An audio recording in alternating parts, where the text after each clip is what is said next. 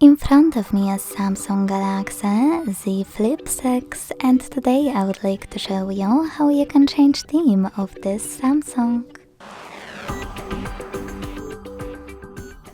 Begin by pinching your device's display and selecting themes at the bottom. Then click themes at the bottom left corner, pick one of those. Select featured or top, or simply click on the search bar and type in wherever you want to.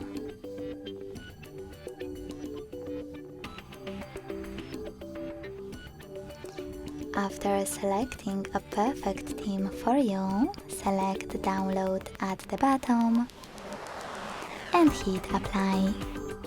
Then wait.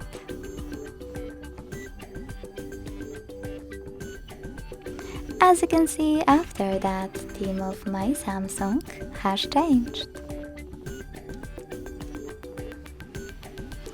If you wish to go back to your default theme, you need to access themes again.